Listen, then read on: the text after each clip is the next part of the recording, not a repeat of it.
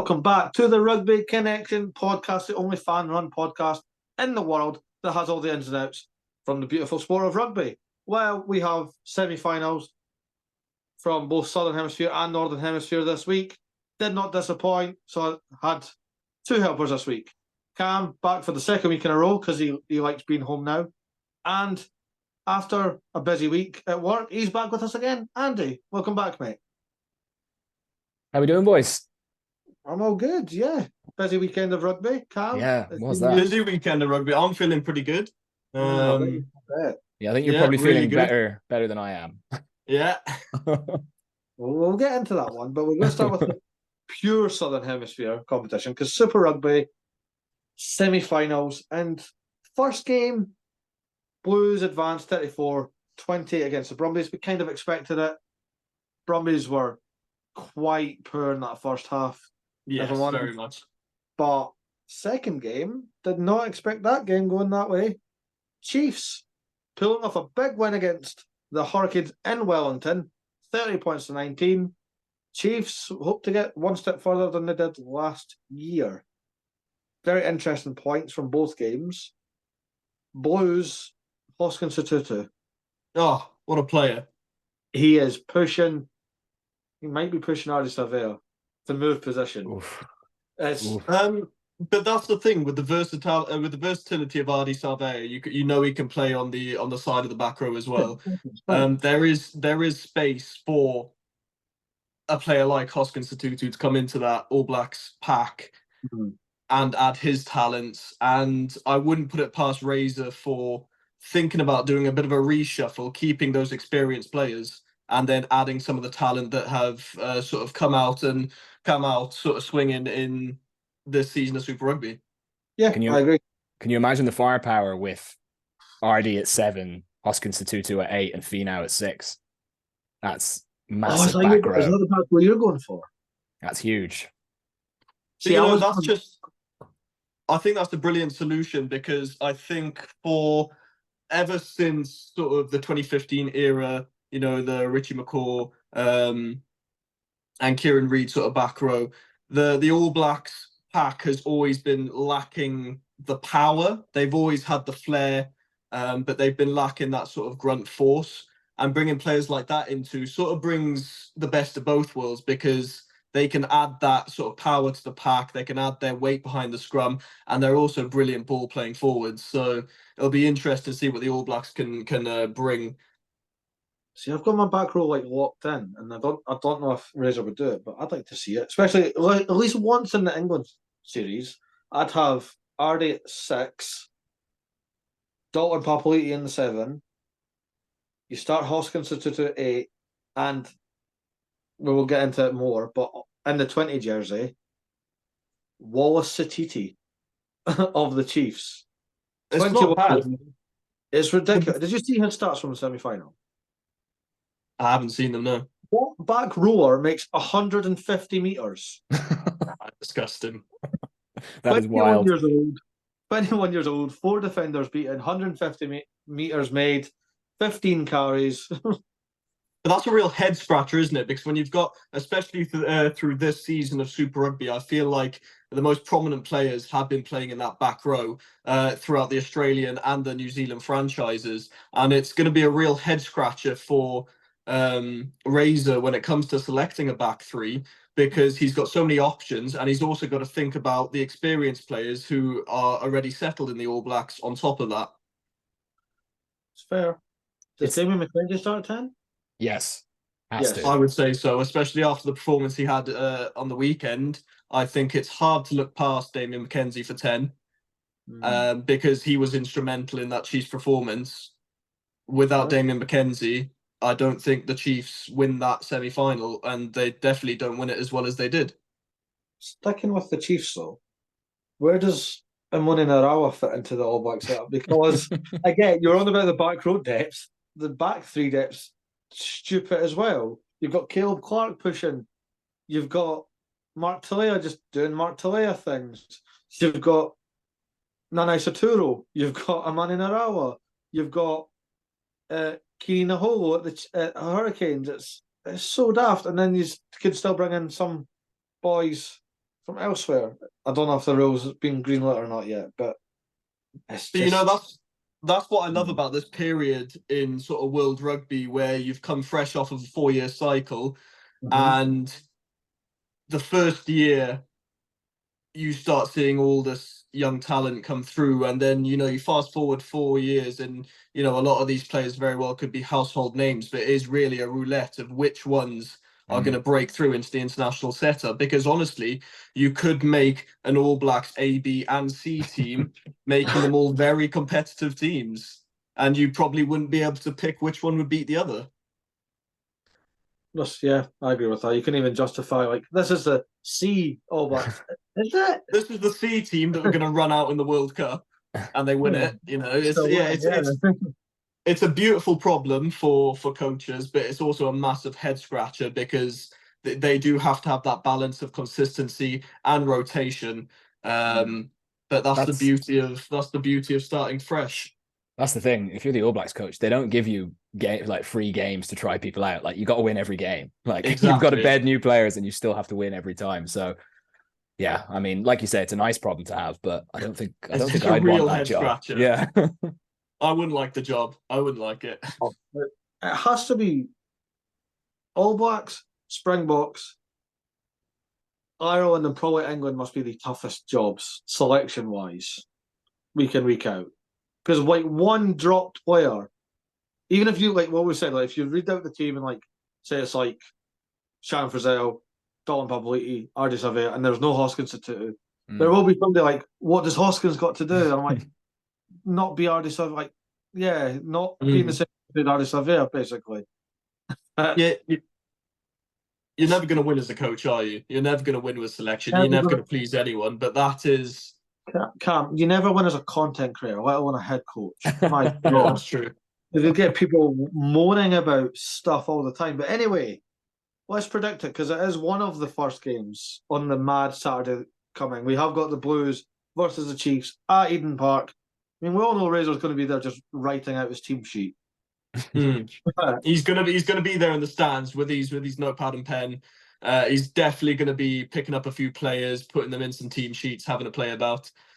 But honestly, the final, I mean, you look at the two teams, the Blues have by far been the more consistent team throughout the season.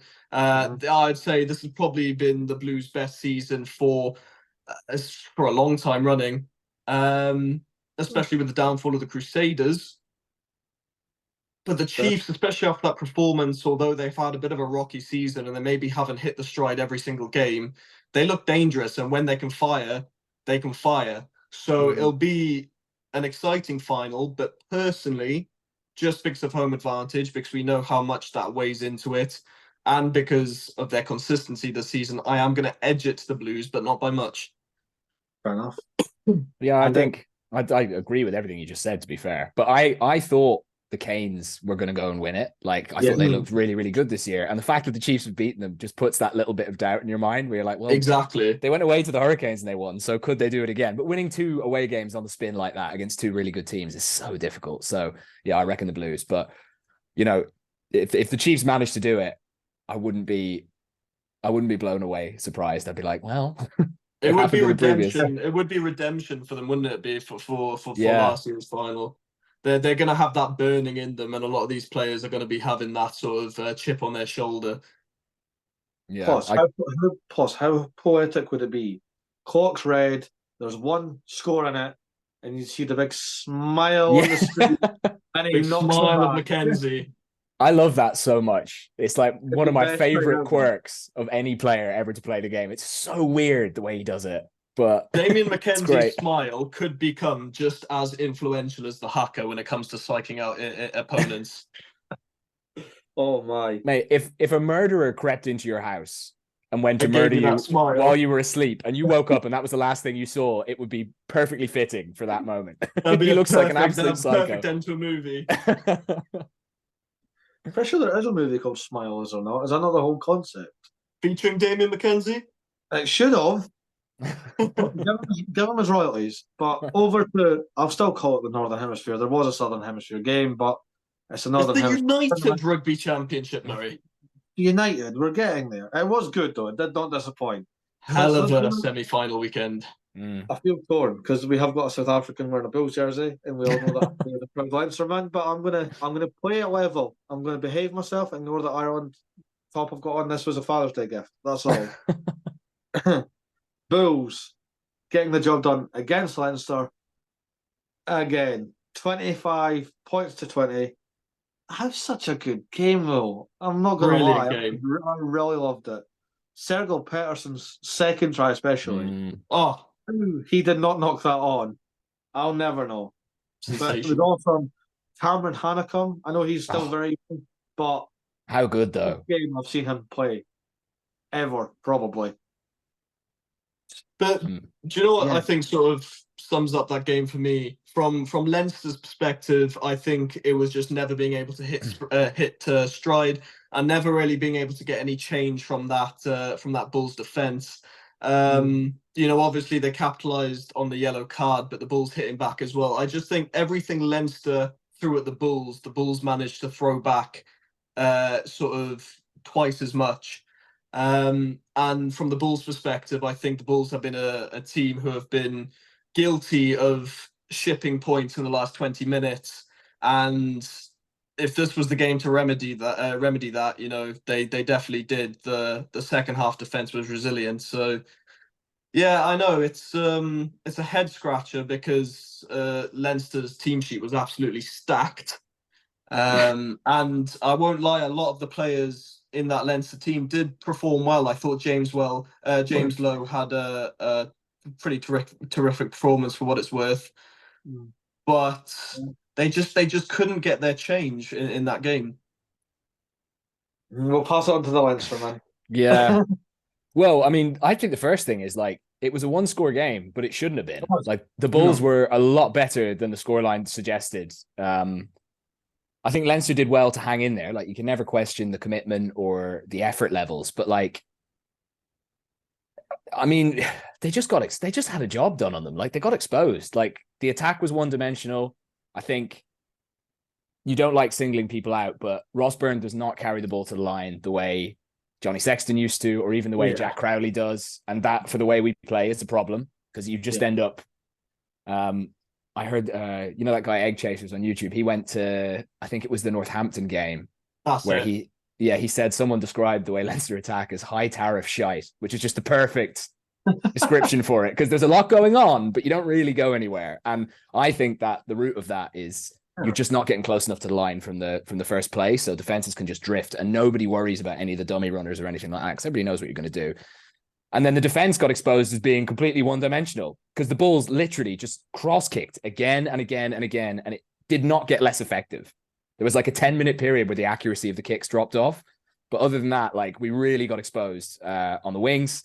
I think with Keenan gone, we lack a top-class 15. And Keenan is I think he's so good that anyone who lost him would miss him. But and then we got pulverized in the scrum as well. So it's there weren't that many good. James Lowe was probably the only good point, I thought, and obviously the effort and the heart, but they were outclassed overall. I think that one's going to take some getting over inside the camp. No, I think you're completely right because when your attack is so one-dimensional and predictable, it makes it very easy for the opposition to just defend in a line. Because the Bulls players, I don't think at any point in that game really had to make any difficult reads. It was just flying up and hitting your man. And all that takes is line speed and effort. And Leinster weren't making it hard for the Bulls to defend them, which is surprising from Leinster because usually they're the most creative in attack and they have been throughout the last 3 seasons in Europe, I'd say. But I think one of the other things they build that on is physical dominance. And they did not have that on Saturday. The Bulls were so combative and we really struggled on the gain line. And, the Bulls had such an array of short kicks and getting the ball wide early. And they had a bunch of stuff that felt designed for us. We didn't have anything that felt designed for them at all. It is hard to get gain line, should I say, when you've got a Cameron Heinekom and an Ulrich Lowe. Mate. Chopping you down whenever you sort of step over the game line. That guy Hanekom had one of the best individual games I have ever seen. a person have? Like, and if we're talking about back rows making meters in that game, obviously he didn't make as many as previously mentioned, but he Don't think just will be broken anytime soon. No, definitely not. But he's one for the future, and I think Razzie Erasmus is going to be rubbing his hands together at the prospect of Cameron Heinegon, because he is factory built for the Springboks. And you know, he got pinged like 3 times at the breakdown. I don't think any of them were legitimate penalties. I literally don't think he put a foot wrong the entire game. I don't think he made an error. He was incredible. Yeah. There you go. High praise indeed. Well, on to Thurman Park, and this was the big upset. I want to say this was against the script, but I'm all for it, because I had to explain that there's no tribalism in Scottish rugby. We have 2 teams, and unless we're playing each other, we back each other. Proper faithful that. But Glasgow Warriors getting the job done over arguably their biggest URC rival. 17 points to 10. Before we proper get into it, like, how good was Glasgow? And like, Sebastian Cancellieri's try was magic. Massive clearance kick. Tom Jordan catches it. Looks like he's going to kick it back, and then goes, nah, come on then, bring it on. Runs it, pops off to Rory Darge. Darge then to Hugh Jones. Hugh Jones doing his magic they like to do in Ireland. And then pops off to the flying Argentinian. Beautiful. Love it. And our boy got a red card. Alex, man, what are you doing? Yeah. It was a bit silly, wasn't it? Munster must have been waiting for his return. No, but do you know what? Like, amazing performance from Glasgow. Absolute night and day difference from when they previously played Munster earlier on in the season. And the big difference from me was the ability to take opportunities, because Munster definitely had more opportunities in their game, but just couldn't find a way to take advantage of them. Whereas Glasgow took the few opportunities they had. And I mean, Kyle Staines' try was just heads up rugby, taking advantage of a drop ball. You know, if a fraction less concentration and someone from Munster jumps on that ball and the game continues. But that was the big difference from me. Glasgow just much more heads up rugby, much more focused and taking advantage of those opportunities they were given. And Munster were just sort of left begging. Oh, and we lost Murray. Yeah, it looks like we lost Murray. We'll crack on. We'll crack on.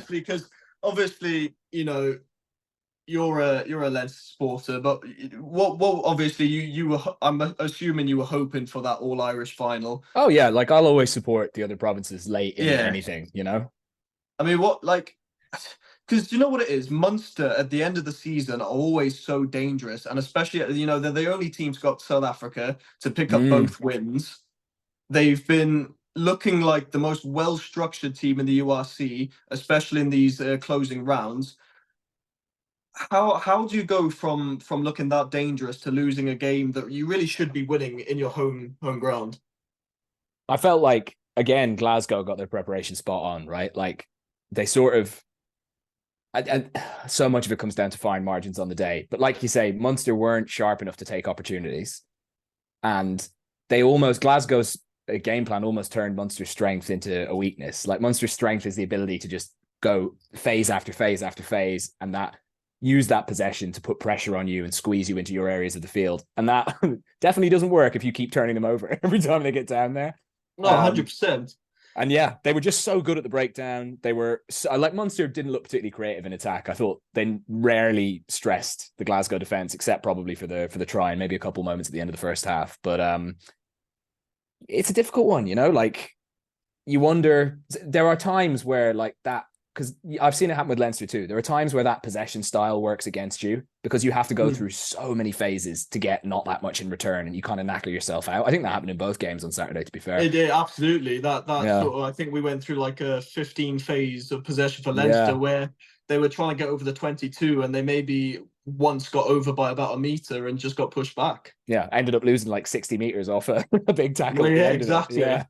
So when that's happening, you know, it's really, really difficult to build. And sometimes you just have to say, like, Glasgow were class. Like, Tuapolotu was amazing. And it is those sort of fine margins that are going to win these sort of final games. And I think I wouldn't even call them a fine margin, but I think quite a big margin for Glasgow is that man in the centre shirt, Sione Tuipulotu. Oh, incredible. Man of the match performance. He just looks like he can run a game. You know, you can say to your fly half, take a seat. Yeah. And honestly, I think Tuipulotu could run a game on his own, because throughout the season, and especially in the knockouts, he has been looking absolutely on fire. You see his value, like when he got injured in the Six Nations, Scotland's defense, which is normally so good, just fell apart. And you see how much like coaching and chirping he does throughout a game. Like he's telling everyone where to be. He's making sure everybody's on message the whole time. And if anyone comes anywhere near him, he just melts them. Like he was so up for it. You could see his eyes. He looked like he looked like he'd been on one the night before. He was still rolling. Like he was all over it. Incredible. But you know what this sets up for me? It sets up a very exciting final, because we've had two games, similar sort of upset results, but two different stories. I find Glasgow being resilient and taking opportunities where there are only few that were presented to them, and the Bulls remedying their biggest weakness from the regular season with a resilient defence. And I think when you're going to put those two sort of styles of rugby together, we're going to end up having probably maybe one of the best finals in the URC. I know we've only had 3 proper United Rugby Championship finals, but this one could be a tasty one. It's hard to look past. I mean, I can't get past that, because it wasn't only about, a month ago that these two teams clashed, and Bulls ran away with it, took their foot off the pedal, and Glasgow went, right, let's go. Yeah, well, exactly. Points. So, do the Bulls then be like, we can't do that again? Or do Glasgow you have to think of that. I think see what we did in that last 15 from the word go, boys. Yeah. I think the big colour in this final will be whether or not they can carry on the semi-final performance into the final. For the Bulls, if they can keep that defence sturdy, and if they can keep that defence sturdy throughout the whole 80 minutes, I think they stand of winning. But on the flip side of that, if Glasgow can, play that heads-up rugby that they played against Munster and capitalise on every little opportunity that they're given, they could very well take this final as well. I wonder about the Bulls, because like that felt like a really big emotional performance for them on Saturday. Do they have any left in the tank? That's the thing. It can go two ways, right? Like on the one hand, it can give you so much hope and energy that you carry it through to next week. And on the other hand, it can exhaust you, and you can maybe spend the week trying to reach those heights and not do it again. But they're going to have a sold out stadium, right? It's going to be a big occasion. Yeah, it's been all over the place. The Bulls social media team have been calling the fans to Loftus. So yeah. But if Glasgow can keep a cool head, because I think so much of what happens up there is like, and the commentary team were talking about it during the Leinster game at the weekend, it's not just that you get physically tired. It's like you get so mentally tired playing at altitude against a team of that intensity. But if Scotland can hold, or if Glasgow can hold their nerve, I could see them. I don't think they'll be as easy to like kick over. I don't think they'll be as easy to unsettle defensively. But I mean, you feel like it's going to go down to the wire, right? I'd hope so. I don't want to run away in a final. I'm quite old school at that. I want like edge of your seat, like 30 seconds to go, or somebody scores a try, like the kick decides which way it's going. Right? Oh no! Or if they pick it quick enough, then the other team's trying to. Oh yeah, I want proper like drama. But who's taking the win? It's so hard to predict, because the Bulls can blow anyone away in 20 minutes. That's the crazy thing. Like they've always got that in them. Picking Glasgow just seems like, I have to go for the Bulls. Surely they're going to win it. They're at home.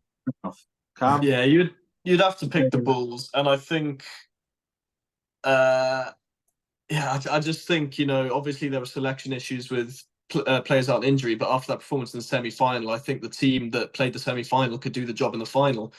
What about Leroux? Isn't he potentially maybe out? LaRue went off for an HIA and didn't come back, Yeah. and he was a massive part of that game, running that game. That is a big worry for the Bulls. I hadn't even thought of that. Yeah, he was incredible. I think you get, what do you get? You get 2 more HIAs during the week. You get 2 more chances to pass, I think. You get 2, yeah. So you have the HIA on the game day when you come off the pitch, and then I believe it's 2 more HIAs. Which if you don't pass for the third one, then you're ruled out for the next game day. So that'll be sweating on that one. Yeah, that'll be massive, and I can only see potentially Devin Williams going to fullback, which he can't run a game like LaRue can. He's a brilliant player, but he can't. And then hopefully Sebastian de Klerk might be back to slot in the wing, but I still have to, LaRue-less or not, I still have to give it to the Bulls in Loftus. But I don't think Glasgow are going to be pushovers whatsoever. Oh, fuck it, I'm going Glasgow. Why not? Why not? Actually, you know what, Murray? I thought you might. Don't know why. No, it's going to be good. I fully expect the Bulls to give everything they've got, but I can't get past what Andy just said about a couple of minutes ago, that they've got their big win. They beat Leinster. Are they knackered now? Yeah, but could you say the same about Glasgow? Yeah, you could argue the same. You can argue. I don't think like, Glasgow had to go as deep in the well though as the Bulls did. Like Glasgow kind of managed Munster. What I will say is the Bulls are cushy in having all their playoffs at home. Glasgow have had to go to Munster, beat them in their backyard, which playing Munster at home is one of the hardest things in European rugby. And now they have to fly down to Pretoria and play the Bulls in Loftus. If you're talking about mentally draining, but it could go both ways. If you're going to do it the hard way. You might as well at this point, but you know what? Well, we saw Munster do that, didn't we? Saw Munster do that last season. There we go. I used to do this joke. I think it was when, Cam, you were like frequent on the show. If I couldn't decide a prediction, I would just look at who we've interviewed from that team. It's 2-0 Glasgow. It's 2-0 Glasgow. We've not had a Bull. Well, we have, but he's retired. Victor Matfield don't count. He can't help you right now. I just want the nostalgia of seeing the Bulls lift a trophy again. I just want to shut the haters up online at Scotland. I'm gonna squint my eyes when Ruan Nokia lifts the trophy, and if I squint my eyes, I might be able to picture Victor Matfield. I like that. Well, there you go. Bulls. You boys have got Bulls. I've got Glasgow. It's going to be a great game, guaranteed. Before we go into the Mad Saturday, because there's a few games with breakdown. Any rugby news, really? Apart from France naming a very meh team for their Argentina series. They're not taking like any big boys. Antoine Frisch is there, which is great. Priscilla Tulang is there. I think Francois Cross is there. It's a lot of the rotation, younger lads. Yeah, Melvin Jamin. They really don't care about these summer tours, do they? Because they're sending a very inexperienced team for the Argentina series. They sent a very inexperienced team to play Japan, which was somewhat understandable. But then the year before that, they sent a sort of a B string team to Australia. Yeah. It seems to be a recurring pattern. It's that top 14 mentality, right? Yeah, it really is. Nobody risks their best players away. It's not even. It's just the French mentality. Was that not? Did Galty not come out with that last week? And went, by the way, we're touring the All Blacks next year. We're not taking DuPont, Intermac, X, Y, and Z. I'm like, why? Do you know what? It's honestly, it's like the mentality of we're not playing in France. We send the young boys. Yeah, fair enough. One accent. Anyway, it's the most French thing ever. That is my best French accent. I thought it was spot on, but there's not been much news apart from France naming their team. Samoa's named their team. Lou. I haven't even seen the Samoan team sheet. There's a new Tuolangi. Fred. Another one. Fred's Tuolangi.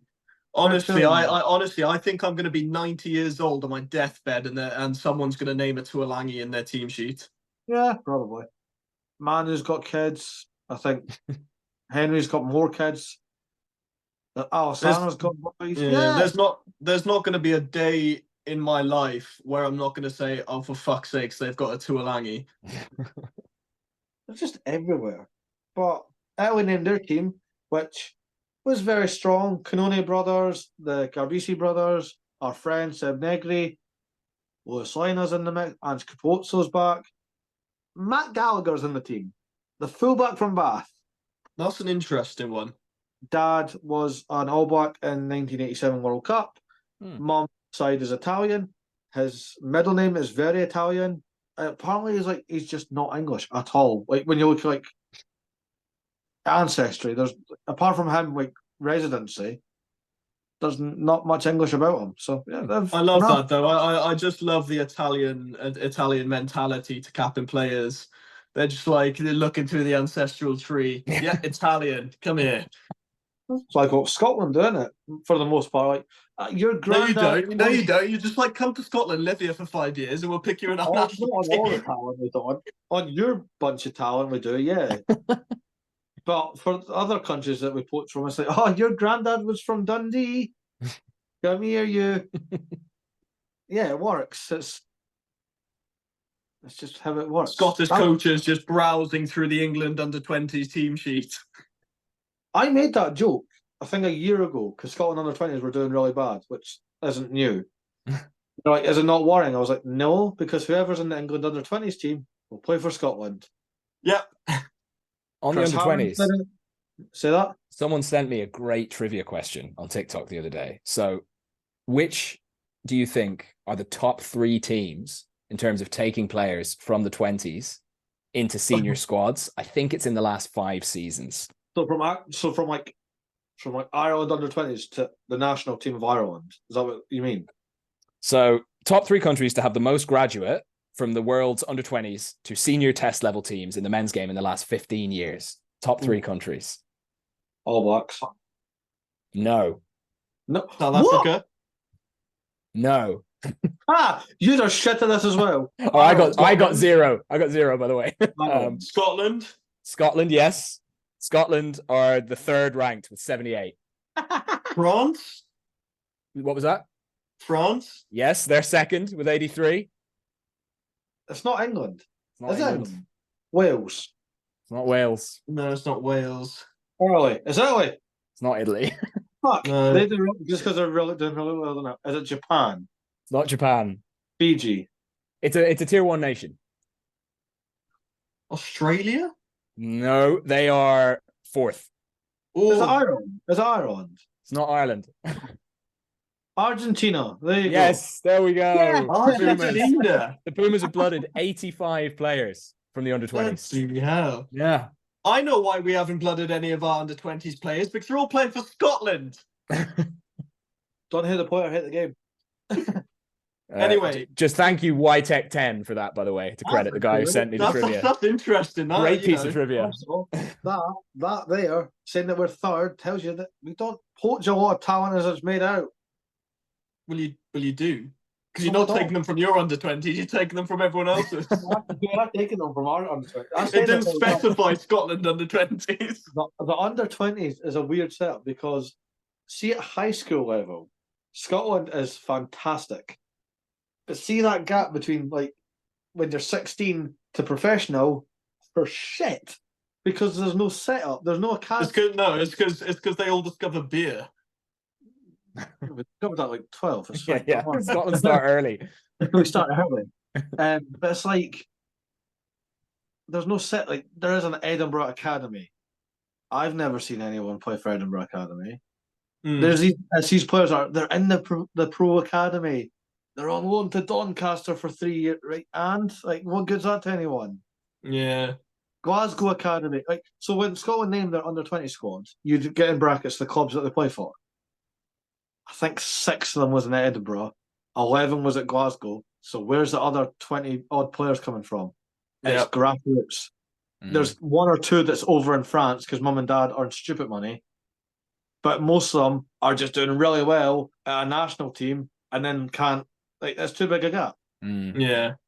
But I've always said that the good ones will shine through. That's what Scotland have been living off for the past. We'll keep living off it. Shall we get on to the somewhat of a Super Saturday that is coming up? It's a mixed Super Saturday. It's an international Super Saturday for sure, because we're starting very early. I know Andy's already said no to this. I believe, Cam, you are agreeing to it. I'm work in the morning anyway, so I'll be up, so I'll just watch it in work. There we go. So we're starting their international window now at 10 minutes to 7 UK time. Japan versus England. Eddie Jones versus Steve Borthwick. Nah. Have you seen the pictures of the Japanese team conferences with Eddie Jones's PowerPoints, and the just on the screen is just beat England for the first time? That's the PowerPoint. That's such an Eddie move. Yeah. That's weird. There was a thing that, because it's free to watch on Rugby Pass TV, they're obviously signed with World Rugby. There's a lot of like hype packages, like pictures and all that. And it's like Eddie Jones' win rate as England head coach is 72%. Yeah. And Steve Borthwick's is 58%. 50, is it 50 or 53?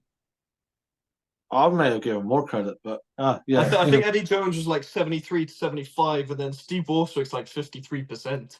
Remember everyone. Eddie Jones's England went 17 games unbeaten or something. Remember, like they were in the beginning, they were good. Eddie Jones is really like, his name in rugby has been tarnished from his attitude with Australia, but you forget how good a coach he is. And, you know, he's back in that Japan setup. And you remember what he did in 2015 with Japan, you know, the Brighton Miracle. He's been in that Japan setup before. I wouldn't, it would be such an Eddie Jones thing to do, to get Japan to beat England and then just be terrible for the rest of the 4-year cycle. Did you see Ella put me in this direction? Actually, there's a Sydney Morning Herald article about like the debacle that happened at the Australian World Cup, and they've got a few players to speak off the record on the condition of anonymity.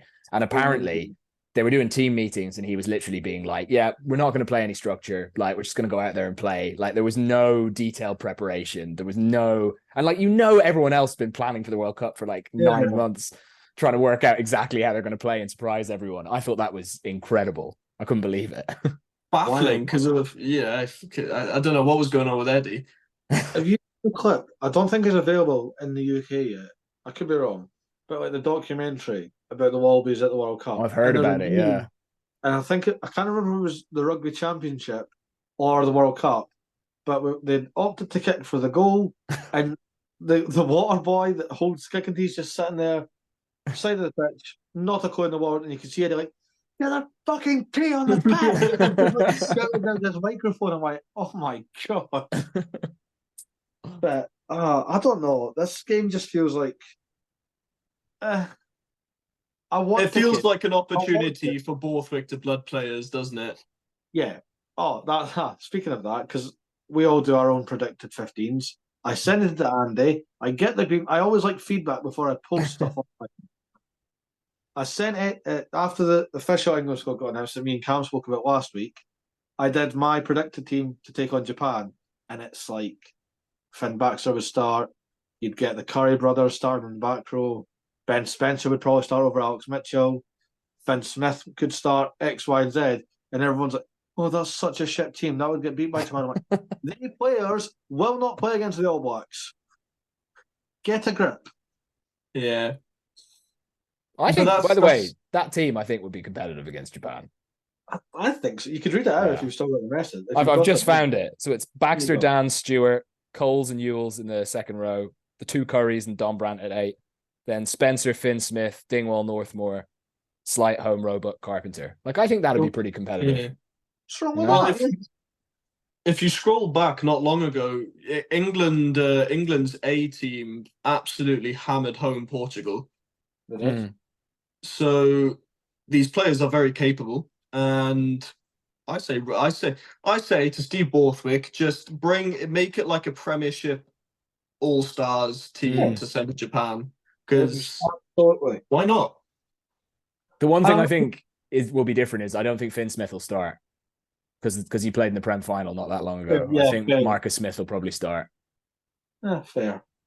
But that was one argument. Like, no, Marcus needs to start. Like, why does Marcus need to start against Japan? I think Finn Smith might start against the All Blacks, to be fair. Like, I don't hate wouldn't put a pass. Yeah. I don't hate it. He's great. They're all great. Yeah, they're all just so good. It's just a shame that it's England. And we can all make that because we're English. That's fine. But we've already done Super Rugby final. We've all said the Blues, but wouldn't be surprised if Chiefs did it. Yeah. We've then got a nice little gap to have your breakfast, have a shower, go back to bed if you want. 2 o'clock at Twickenham, Cam's beloved. I'm so excited. Half Springboks. It's not a full whack Springboks team, let's be honest. Yeah, but it's going to be a fun one. It's going to be fun. It's always going to be fun. Some really exciting players in there. Against Wales. Now, on paper, South Africa versus Wales is always a juicy game. It's not, because last year you just pasted them. Yeah, we paced them. I was in Cardiff last year, and I was standing in amongst a large group of Welsh fans, and I think I was the only one who stood up during that game because the Welsh fans didn't have too much to cheer for. It's just, I want Wales to do well. I understand that it's not the easiest position to be in right now. The teams aren't doing great. A lot of players left. Gatlin essentially working with his hands tied behind his back. It's going to be a Springbok win, but I want to see something from Wales. I don't know. You know, I wouldn't be overly surprised if I don't think this is going to be the beating that people are expecting it to be, because at the end of the day, we're not going to go out and play the strongest Springbok squad, and with a lot of players, like all the Bulls players unavailable, all the European-based players unavailable. We've got the Lions, the Sharks, and the Japanese players, which is more than enough to, that's pretty much most of the starting Springboks. But I don't think it's I think it's going to be a Springbok win, but I don't think just for the sake of rotation and blooding new players, I don't think it's going to be a massive win. Fair, that's fair. But I'd rather take a close win against Wales where we've blooded 6-7, potential Springbok starters for the coming years than absolutely blow Wales out the water with our best team, because what's that really proving? I think Wales might get hosed. I think maybe not like 50 points like last time, but I think it'll be because you'll have a lot of players in there desperate to try and prove something before the summer tour. Oh, yeah, don't get me wrong. The quality of the players that are available. I mean, all the players, the players that I'm most looking forward to are those players from the Lions, because they really have a lot to prove, because the Lions have sort of been the down in the gutters of South African rugby in terms of Springbok selection. And, a player like Sia Masuku just excites me so much, because my God, has he come and revitalized the Sharks. Without him, I think I'd really be, doubting my sanity going into next season with the Sharks. But a lot of fresh faces, and I think a lot of faces for the future. Yeah. But yeah, no, Razi's gonna be saving his big guns for the Ireland tests, and this is gonna just be a fun game, and seeing a lot of fresh faces in that Springbok squad. Yeah, happy days. We will have champions of the Women's Prem as well down at Sandy Park. Gloucester Heartbreak, defending champions, take on Bristol Bears. It's stacked. Both teams are just ridiculously depth with talent. It's so stupid how stacked both these teams are. I am going, to be fair play at Bristol, because they knocked off Saracens in the semi-final, which we all love. Men, women, under 20s. Everyone loves Saracens losing. Saracens, just get out, yeah. But Gloucester, seeing them last season lift the title, and none of them players have left. They're all still there. They've added to it. It's frightening. They want to keep the crown. I'm going for Gloucester Heartbreak. I'd like to see Bristol Bears. We've got a lot of guests across the board from this game alone. But no, Gloucester for the win. But Bears won't go down easy. Yeah. Yeah, I can't lie. I haven't watched as much of the Women's Prem that I did watch last year, but from the bits I've seen, I've tuned in for a couple games, and I've seen a few highlights here and there, and Gloucester look just as, if not more dangerous than they did last season. And especially after last season's final, these players have that finals mentality. Personally, I can't look past Gloucester, just because, like you said, the squad is unchanged pretty much from their Champions run. last season, and all those players know what to expect from a final. Absolutely, I agree with that. Andy, you wanna? Yeah, I mean, whatever I have seen, it's hard enough keeping up with the men's. I don't see enough of the women's, but whatever I have seen, Gloucester always looks so dominant. Like they look like a proper team. So unreal. They just play good rugby. They front up hard in the forwards and then just let loose in the backs. Which sounds like, well, every team should do that. Yeah, but it's not how yeah, easier said than done, isn't it?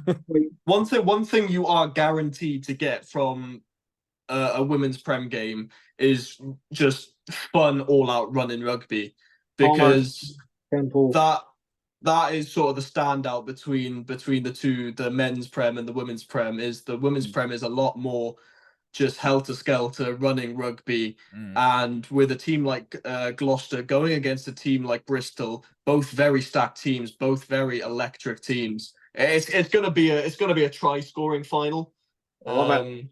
Yeah, it's gonna be a good one. Yeah, we've done the URC final. Bulls, Glasgow. You boys went Bulls. I said Glasgow because what's life without Wimsey? Yeah.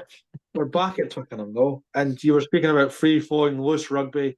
Yeah, oh my God. There's no game plan for this one. We've got the Barbarians versus Fiji. I expect 100-point game. I don't care who wins. It's going to be stupid. It's going to be fun. Scott Seal's going to take a conversion. Why not? I think Seal spoke this week for some reason, and I know he's on the Barbarians team. The rest is all very mixed. I don't know. You don't know the Barbarians team till there you go. There's a squad. I'm like, all right, cool, yeah. Didn't know you were with them. Yeah, the Barbarian squads are very much like how football teams announce their squads. Like all of a sudden, here we are, this is your Barbarian squad, and you're sitting there looking at the team sheet, and you're like, "Fucking hell, he's there, he's there." Just great, it's just fun. But against Fiji, oh my God, when last did we have a Barbarians Fiji game? It's been a while. We did have the World 15 a few years ago, which was really fun. Oh, with the Barbars versus World 15. Oh, yeah, that was really good. Beautiful game. This is just going to be a fun game. This is going to be like a cherry on the top of a very tense weekend. Yeah, that's so true. It's going to be a lovely, like, relaxing, just throwing the ball around, watching people really enjoy it, rather than those kind of tense. This is going to be like after a whole sort of day of sitting forward on your seat like this. It's just going to be the sort of game where you sit back with a beer and put your feet up. Yeah, absolutely. Yeah, honestly, I don't have much to predict for this game. Like Murray said, it's just going to be, I predict tries. That's what I predict. I predict tries. I predict points to be scored. I predict a prop to take a conversion. I predict there to be some sort of mad thing happen in the game which you didn't even know was allowed in rugby. Always, can we get another back heel flick conversion like George Cruz did? See what I mean? Even saying that sentence is stupid, but expect the unexpected when the Barbarians come to town. Rugby's always the winner. Always. Rugby, especially in the Barbars game. Especially in the Barbars game.